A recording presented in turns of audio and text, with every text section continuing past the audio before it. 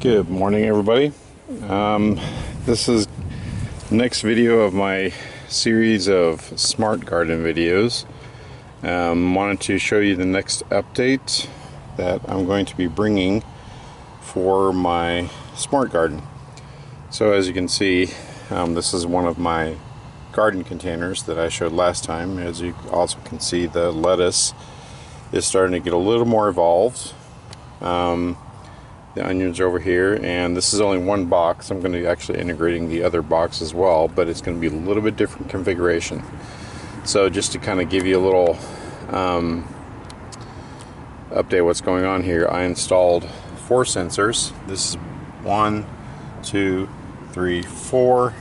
Number 2 is actually not being used right now because I was actually waiting on my bell peppers to germinate, and it does not, again, look like they're going to do that. So I'm not even sure if I'm going to be able to put anything in this slot. However, these are moisture sensors, so each plant is very different in how they obtain moisture. So I have to be very careful on how I actually water them each time. So whenever I detect that there is not going to be any moisture, I have to individually water them instead of mass watering like what happens in a lot of cases. One other thing to really kind of show here is I have right here a temperature sensor. So this temperature sensor is going to be used for just to primarily gauge how much this little greenhouse area here is getting hot, especially during the summer. So there is a minimum and maximum temperature to most vegetables. The ones that are really kind of delicate, especially when it comes to like tomatoes and cucumbers, I believe. But every optimal growing temperature is outlined for different types of vegetables. So I'm going to be gauging how much the sensor really kind of tells me what's going on every day.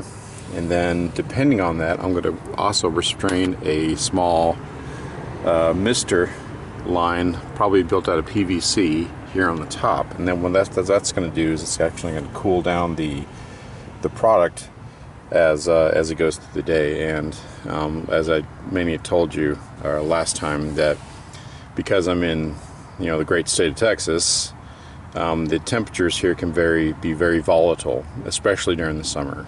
Summer here can be on average in the July, August area, actually maybe mainly August, September, I would say actually.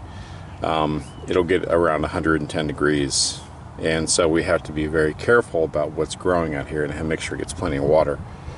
So with that said, that's what I'm going to be doing next. Kind of give you a little bit quick look of, so forgive the extra wires here, I have to actually clean this up and mount this, because I'm actually going to be mounting a solid state relay here as well, and then we're going to combine these other terminal mounts into here as well. Right now I am running 4 distributed sensors here, and I'm going to calibrate each one, but it's also running out of a, if you can see that down there amongst all those wires, a Raspberry Pi Zero. A Raspberry Pi Zero is going to be running containers. Now mind you, I will not be using Kubernetes for this, because the Raspberry Pi Zero does not have enough memory to run a Kubernetes cluster. So I'm only going to be using just regular containers for this and different scripts to kind of launch them on boot, etc. The next next garden box that I have over here, I am going to actually run Kubernetes, because I'm going to use a different type of different type of Raspberry Pi device. Anyway, okay, so that's it for now for the actual physical items that are coming up here.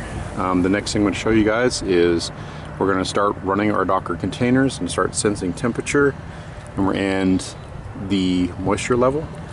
And then after that, we're going to start building our irrigation into the vegetables.